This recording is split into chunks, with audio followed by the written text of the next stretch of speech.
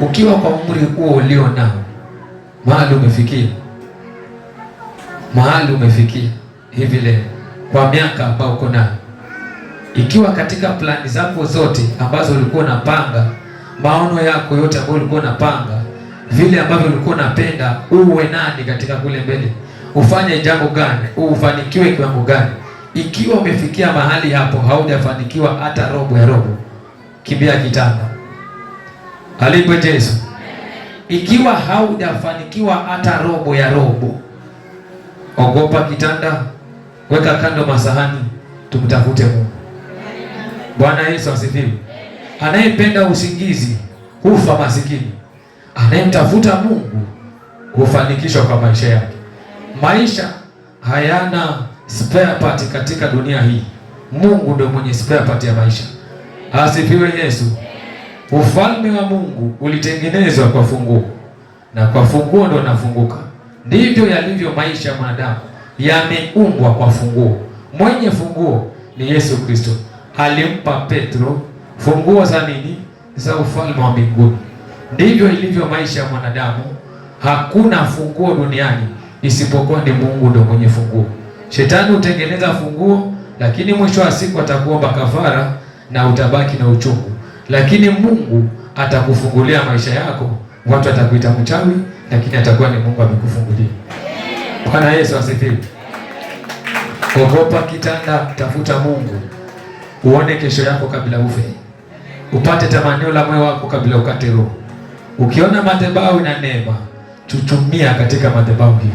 Maana madhabahu yenye neema usupply power na usupply miujiza na urithisha watu roho. Asifiwe Yesu. Asifiwe Yesu. Kati ya wanafunzi 12 wa Yesu Kristo kulikuwa na watu watatu, grupu tatu.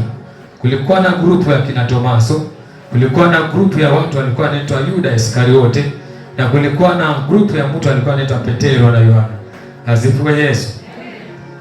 Petero na Yohana alikuwa tofauti na Yuda. Yuda alikuwa kwenye ndani ya wanafunzi wa Yesu Kristo, akiwa pale na spirit ya kupiga mahesabu kila kitu hapo. Anapiga mahesabu kila kitu, anapiga mahesabu. Mwishowe alimfanyia mahesabu Yesu, akamuuza. Bwana Yesu asifiwe. Alikuwa msaliti hapo katikati ya wanafunzi 12 wa Yesu Kristo.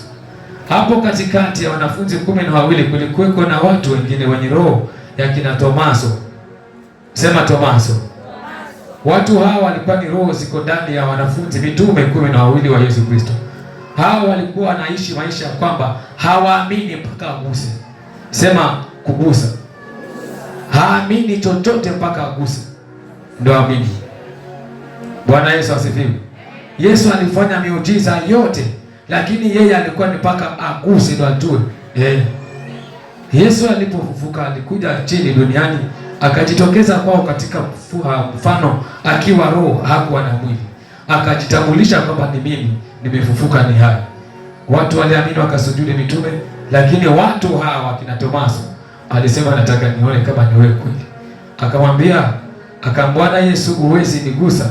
Ikabidi Yesu ajibadili mwili huu, ndo akagusa, akasema ni Yesu kweli, ni wewe. Bwana Yesu asifiwe. Walikuwa hapo, miujiza inatendeka, lakini hawaamini mpaka waguse ndo waweze kusema yes, ni yeye kweli. Kati ya hao kulikuwa na wengine waliokuwa tofauti. Kina Petro alikuwa na macho ya rohoni, alimtambua aliye naye ni nani, akamwambia huyu ni Kristo mwana wa Mungu aishiye na kutawala. Naye Yesu akampa funguo za ufalme Petro, maana alitambua ni nani aliye naye. Asifiwe Yesu. Yatafakari haya, yatakusaidia. Usingoje mpaka uguse ndio useme kumbe. Unapoonyeka na mapema, shika maonyo kabla upigwe na giza, ndio useme tena nilionywa. Alipe Yesu. Amen.